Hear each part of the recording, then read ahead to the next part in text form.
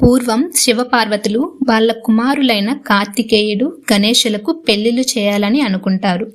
అయితే వాళ్ళలో ఎవరికి ముందు పెళ్లి చేయాలి అనే ఆలోచనలో వాళ్ళకి ఒక పరీక్ష పెడతారు.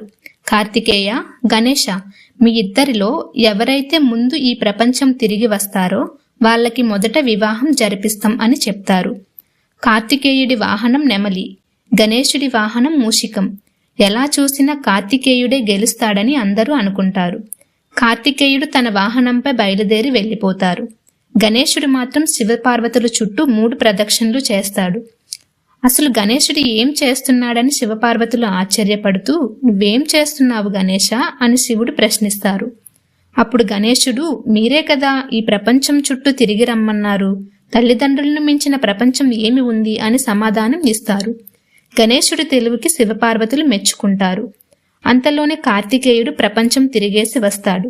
కానీ అప్పటికే గణేశుడిని అక్కడ చూస్తాడు. గణేశుడే పరీక్షలో గెలిచాడని శివపార్వతులు కూడా చెప్పేస్తారు. గణేశుడికి సిద్ధి, బుద్ధి అనే 2 బ్రహ్మకుమారులతో వివాహం జరిపిస్తారు.